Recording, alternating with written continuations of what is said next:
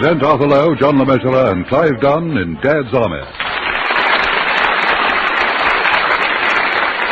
Episode 14, The Loneliness of the Long-Distance Walker, featuring John Laurie and Arnold Ridler, with this week's guests, Graham Stark, Jack Watson, Judith Furs, and Michael Knowles. Here is the news, and this is John Snag reading it. In these dark days of 1940, when Britain stands alone against the crushing might of the Nazi aggression, and her young men have answered their country's call to arms, a great responsibility for the defense of our homeland is thrust upon that ever-vigilant band of civilians, the Home Guard. At Warrington-on-Sea, in the side office of the church hall, the local platoon commander, Captain Mannering, is busy studying an important document. Oh, excuse me, sir. Oh, yes, Wilson. No, I've ordered the men in for inspection, sir. I shan't be a minute. Look, Wilson, I've just received this letter from GHQ. It's about hand grenade practice. Let's listen to this. Mm-hmm. Dear sir, in the light of recent experience, it has been found that the best thing to use as a dummy grenade is a knob from a brass bedstead. Therefore, we suggest that you issue a memo to your platoon to provide as many brass bedstead knobs as they can lay their hands on. Yours sincerely, J. Roche, Brigadier. They really do come up with some wonderful schemes, don't they, sir? Yes, I must put a notice about this on the board. Well, that's a good idea, sir. The men could do with a little light relief. This is serious, Wilson. Well, of course, yes, of course. Now, let me see, how shall I head it? Brass knobs? No. So, but have you any brass knobs? Perhaps it needs to be, just a little bit more eye-catching. How do you mean? Well, so something like, bring us your brass knobs, or new brass knobs for old. Well, this is war, Wilson, not Aladdin. Sorry, sir. I find your public school humor a little irritating at times. Anyway, how can we give them new ones when we haven't got any in the first place? Well, I was only trying to be helpful, sir. Now, this is urgent. I want the men to collect as many brass knobs as they can. I shall set an example and bring the knobs from my bed. Can you get hold of any? Well, Mrs. Pike's got some on her bed. Has she really?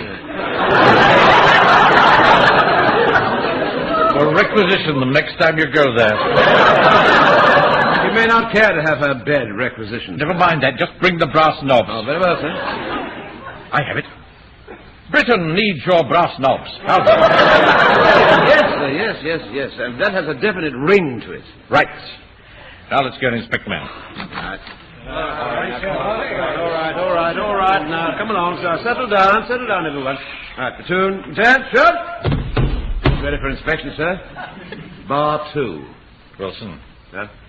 You're supposed to be giving me a piece of military information, not calling the odds. Who's missing? Well, Private Pike and Private Walker, sir. Pike's at home with a bad attack of hay fever. Oh, not again. Where's Walker? I don't know, sir. That's worrying. He's bringing me a bottle of whiskey tonight. Yes, sir. He's bringing me some cigarettes. Perhaps he's got delayed, picking our orders up. Yes, perhaps he's been picked up. Not like him to be late. I don't like the look of this, Jonesy. I ordered a bottle of whiskey from Walker. Yes, and he promised me a bottle of gin, Mr. Crowson. He's bringing me about a fudge.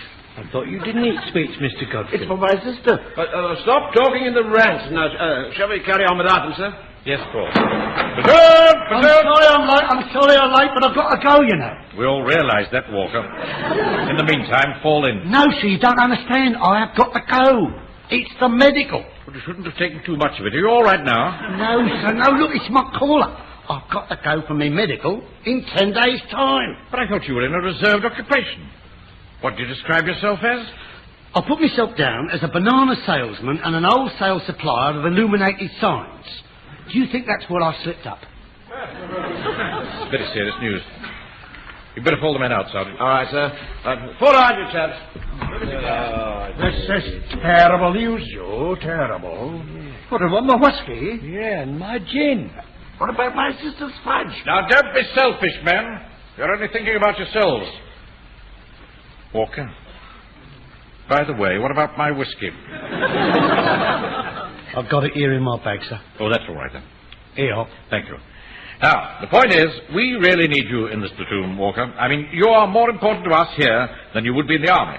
Don't you agree, Wilson? Well, Here's your fax, Mr. Wilson. Oh, thank you, Walker, thank you. Oh, definitely more important.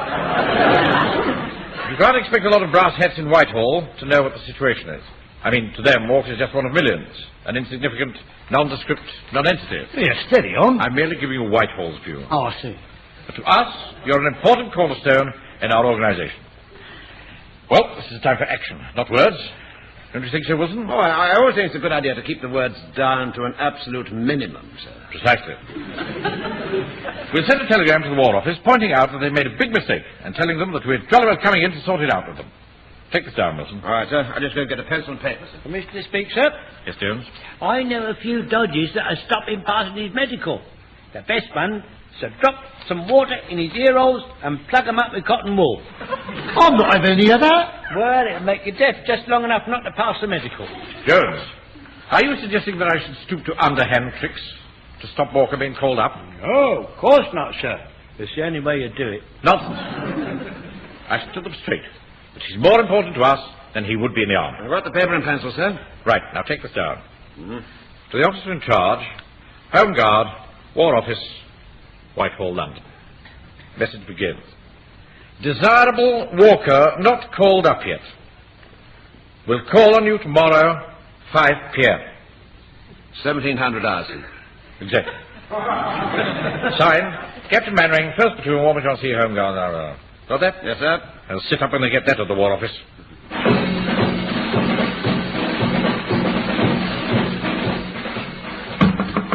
Come in. Excuse me, Brigadier. Yes, Captain, what is it? There's a Mr. Mannering and a Mr. Wilson to see you, sir. They have an appointment for 5 o'clock. Oh, good Lord. I've forgotten all about them. That's all the fault of that damned brother-in-law of mine. How do you mean, sir? Well, he's CEO of this PT outfit, and he's mad, keen, heel and toe merchant. Heel and toe merchant, sir? Yes, long-distance walker. He won the London to Brighton race in 37. Oh, I see. Yes, he wants to get together a crowd of fellows to make up a crack team. What's this got to do with the Home Guard, sir? Well, he thought there might be lots of fellows in the Home Guard waiting for their call-up, so he asked me to send out a general round-robin to some of the units, asking if they'd got any champions due to go into the army. Did you have any luck, sir? No, no good at all. Didn't get a single answer. That was until a few days ago. Then I got this telegram. Look. Thank you, sir. Desirable Walker not called up yet. We'll call on you tomorrow. 1,700 hours. Captain Mannering, 1st Platoon, Warrington Sea Home Guard. Odd thing is, that's not one of the units I sent the round-robin to. However, I'd better see them and get rid of them as quickly as possible. Bring them in, Cuts. Right. Mr. Mannering, Mr. Wilson, would you come in, please? Thank you. Thank you. Thank you very much. Afternoon, gentlemen. Good afternoon, sir. Very good of you to see us. Sit down, gentlemen. I can give you 5 minutes only. Now, we'll just take down the details. What's this walker's name? I beg your pardon, sir. The walker's name, what is it? Walker, sir. Do you mean to say you've got a walker named Walker? That's unusual, eh, Cuts? Oh, I don't know, sir. I once knew a tailor named Taylor. Oh, did you really? Yes, sir. Yes, well, perhaps you're right. Well, go on. What's this walker's record? His record, sir? He's got a record, hasn't he? He's got a record, Wilson. Well, I don't think he's ever been found out, sir. No record, sir. Well, is he good? Oh, yes, he's very good, sir. Well, how the hell can he be good if he hasn't got a record? I don't think I quite follow you, sir. Are you keeping track of this, Cuts? I'm doing my best, sir. Look, is he one of the London to Brighton walkers? Oh, no, sir, no. I think he's one of the Warrington on Sea walkers. Sea walkers? No, J Walker, sir. J Walker? Yes, Joe Walker. That's his full name. Well, I know what his name is, but how do you know he's a walker? Well, because he told us so. Yes, right, he did, sir. He distinctly said, I'm Walker. Surely he said, I'm a walker. No, no, sir, no. Not a Walker. He said, I'm J Walker. Have you got all this down, Cuts? Well, I think so, sir. Well, try and keep up. Now, gentlemen, when is he due for call-up? Oh, very soon. He goes for his medical next week. Yes, well, very well. Leave it with me. I'll see what I can do. Good day, good day. Thank you very much, sir. See them out, Captain. Very good, sir. Right, gentlemen. Oh, it's the air raid warning. Mr. Mannering, Mr. Wilson, you'd better go down to the shelter in the basement. It's along the passage and down the stairs. Oh, thanks. Good day. A Walker, J. Walker, those two are up the pole if you ask me. If my brother-in-law wants any walkers, he'll have to get them himself. Hadn't we better beat it down to the shelter, sir? What, with those two lunatics? You can go if you want. I'd rather take my chances up here.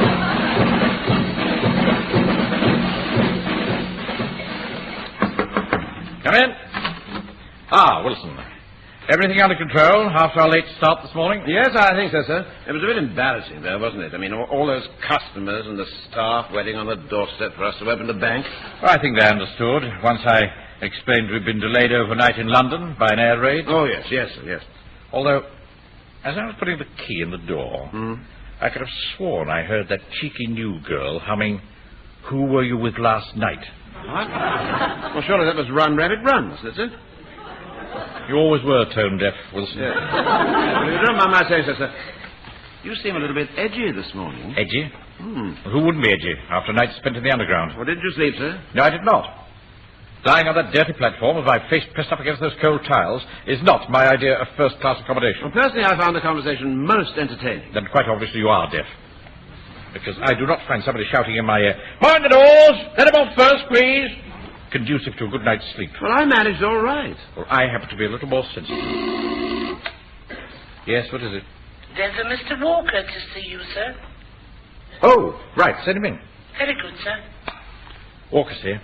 Yes, I expect he wants to know how he got on at the War Office. Yes. By the way, Wilson, I don't think Walker needs to know where we were last night. I mean, it wouldn't do if it were to get around that a man of my standing had spent the night lying down in the underground. No. It wouldn't, sir, no. Would it? Morning, all. Morning, Walker. I came along a bit earlier, but you were still closed. Yes, we were delayed in London by an air raid. Oh, yeah? Well, of course, I mean, I don't blame you, eh? Have a night on the tiles, did you? How dare you? Ah, We were on home guard business. it's all right, Mr. Mannering. We're all men of the world. You don't understand, Walker. Don't worry. I shan't breathe a word. What I really came round for was to find out how you got on at the War Office. Ah, well, I put your case most forcibly to the Brigadier, and he was very impressed. I should think it's only a question of time before we hear from him. That's good. I just want to know. Right then, I'll be off. Thanks a lot, Mr. Mannering. Not at all, Walker. Always glad to be of assistance. Cheers. Well, sir, I must pop off home to shave and change now. I haven't got much time. The committee meeting's at 11:30. What precisely do you do on this committee? Inspect the drains? Well, you see, it's the Military Service Hardship Committee, sir, for people with one-man businesses who'll be ruined if they're called up. Oh, I see. Draft dodgers. No, not all of them, sir. Some of them are quite genuine cases. Yes, well, I'm sure that if it... Wait a minute. Walker. He's got a one-man business. Yes, but if he's called up, he'll hardly be ruined. No, but we shall be. I'm sorry, sir, but I couldn't be a party to anything like that. I'm not suggesting anything underhand. Of course you're not, sir, but I thought you were expecting to hear from the War Office. Oh, I merely said that to keep up Walker's morale. I doubt if we shall hear anything from Whitehall. That brigadier didn't seem to understand a word we were saying. Yes, he did get rather confused, didn't he? One wonders how they get these positions. Man was obviously senile. No, I think we must explore other avenues. There's nothing to stop Walker going before this committee, is there? No, I suppose not, sir. And you'd be there to make sure he got a favourable hearing? Well, I must emphasize, sir, that I shall have to be absolutely impartial. Oh, I shall expect you to be, Wilson. I shall expect you to be. And I know I can rely on you to banish from your mind the thought that if Walker goes, so will the cigarettes and the whiskey. You will decide the case solely in the light of the mortal blow dealt to his struggling one-man business and the threat to the security of this island if we lose one of the only able-bodied men in our unit. But he'll be in the army, sir. This is the place where Jerry's going to attack Wilson. Not Catterick. What do you have to do? Well, he fills in an application form. Well, bring one back with you. We'll get it filled in tonight. Well, he'll need someone to speak for him, sir. A lawyer? No, just a reliable citizen of some repute. Can you think of any more suitable person than a bank manager? Well, like me? Well... Right, that settles it. I shall represent him.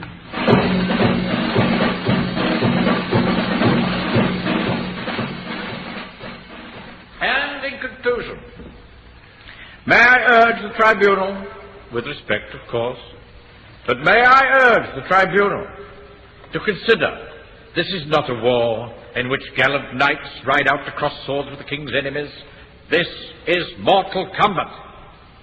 To the death, for every man in whose veins course with the British blood, every man jack of us can throw out our chests and say, I am a frontline soldier. Not only the men, Mr. Mannering. Precisely. Mrs. Chairman, Chairwoman. That is the point that I'm trying to make. Every man jack and every woman jack can throw out our well, you know what I mean. and that, Madam Chairman, woman, and gentlefolk,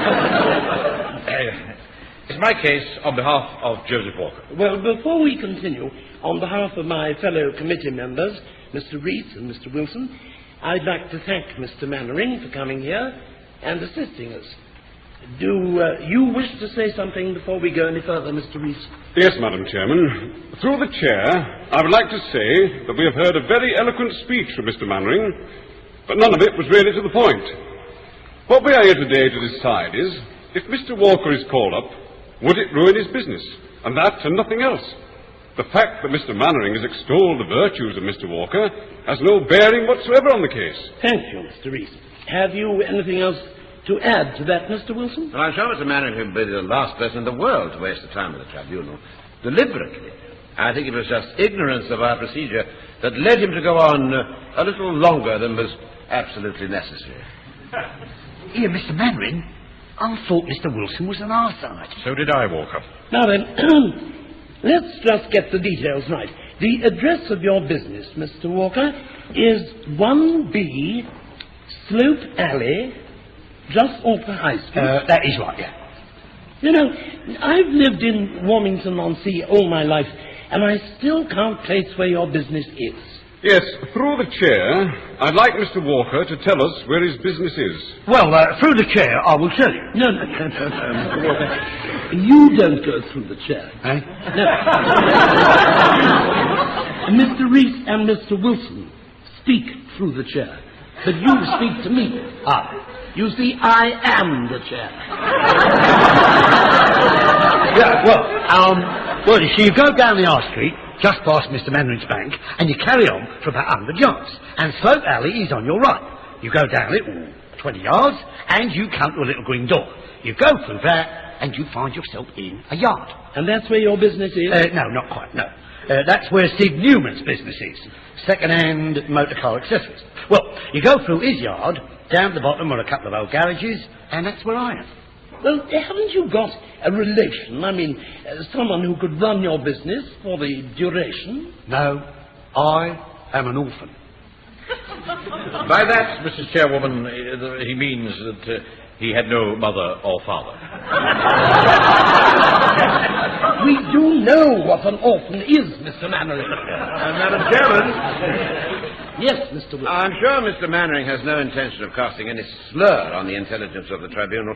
It's just that when one talks as much as Mr. Mannering does, by the law of averages, a certain amount of what he says is bound to be rather unnecessary. Well, before we come to any decision about your case, Mr. Walker, we'll have to see your books. Eh? Your account books. Have you brought them with you? Well, no, you see, I didn't think you'd want to see them. Until you produce your books, Mr. Walker, we cannot proceed with your case. Is this the last appeal today, Mr. Rees? Yes, Madam Chairman. Then I'll be off. I'm late enough as it is. This meeting is adjourned. Good day. Well, I think we did very well, Walker. I think they were most impressed with our case. Do you, sir? Which, of course, they'd be the last people in the world to allow their feelings to show. I got the impression they thought we was a couple of right Charlies. Oh, no. No, I'm a pretty old hand at this game. Let me assure you, you're quite wrong. All we have to do is bring your books along next week and everything will be perfectly all right. Well, you see, I can't do that, Mr. Mannering. Why not? I don't keep any. You mean to say that you run a business and you don't keep books? I've never heard anything quite like that. Here.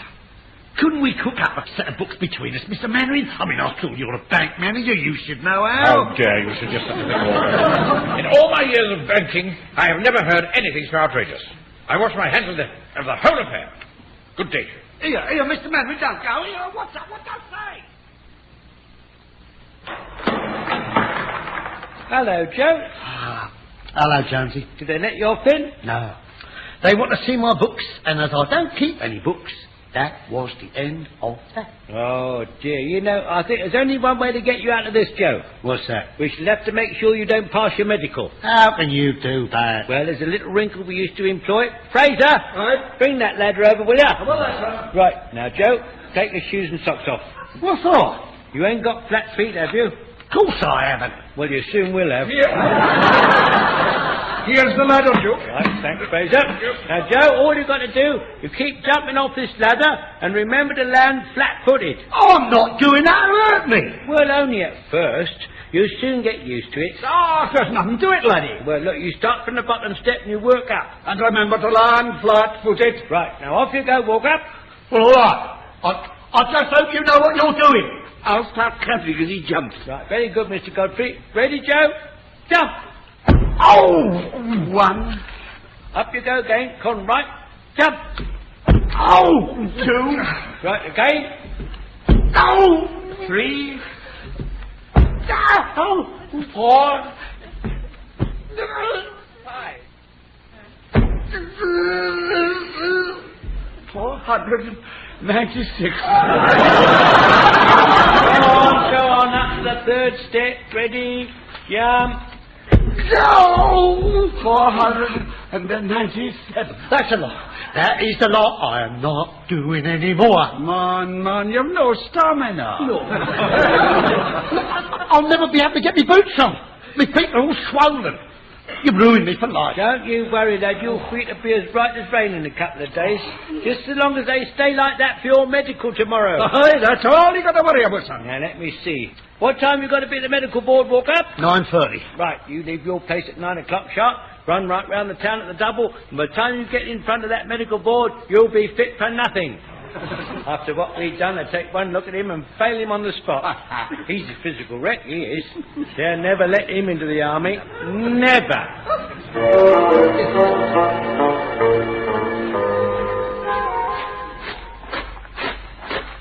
At the double! Double! Ah! Lift back, lift back, lift back! It's come on, Walker! Keep in line there! Run! You are now officially in His Majesty's army. You will all take the King's shilling. You sure he can spare it? No talking in the ranks there. Now, at the command double march, you will proceed smartly across the parade ground to the barbers. Squad double! Lift right, lift right, lift right, lift right, lift right, lift right, lift right. There you are, son. Bit short, isn't it? Well, you know what they say. Here today, gone tomorrow. Right, that'll cost you 1 shilling. I've only just been given that. Then you're not out of pocket, are you? Lift right, lift right, lift right, lift right, lift right, lift right, lift right, lift right, lift right. Battle dress trousers 2, flannel shirts 2, woolen socks 2, boots 2, size 11. I take size 10. Don't worry about that, son. A few weeks square bashing, your feet will soon spread. Right, get along there. Lift right, lift right, lift right, lift right.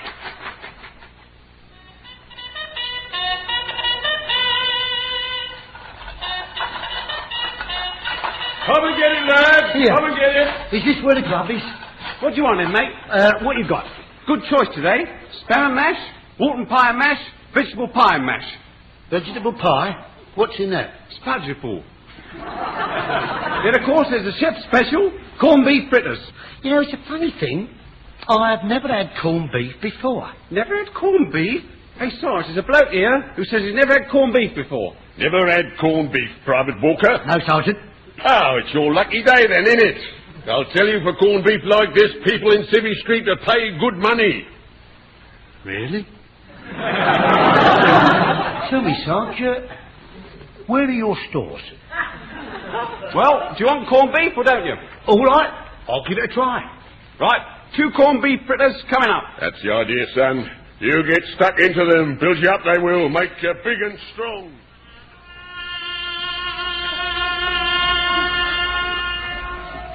Right, lights out. Sleep well, lads. Another lovely day tomorrow. Reveille 6 o'clock sharp, then 30 minutes PT. Gives you an appetite for breakfast. Are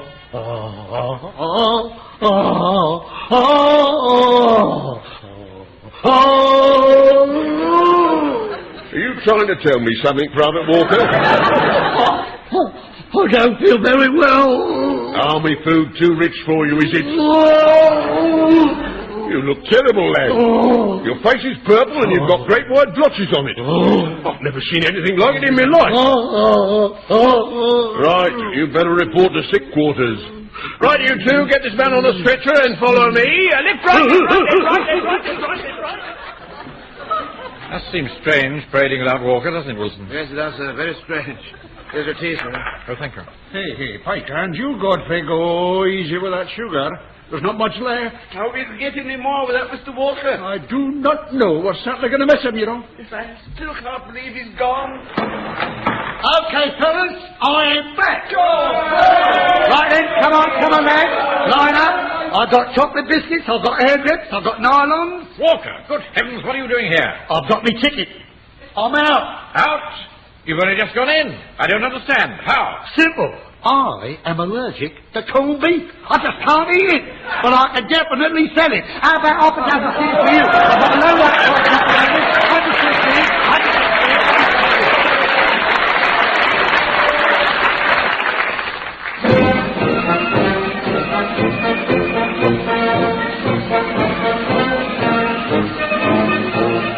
In that episode of Dad's Army from the original television series by Jimmy Perry and David Croft, you heard Arthur Lowe as Captain Mannering, John LeMessurier, Sergeant Wilson, Clive Dunn, Corporal Jones, John Lorry, Private Fraser, Arnold Ridler, Private Godfrey, Graham Stark, Private Walker, Michael Knowles, the Captain and Mr. Reese, Judith Furs, the Chairwoman, and Jack Watson as the Sergeant and the Brigadier.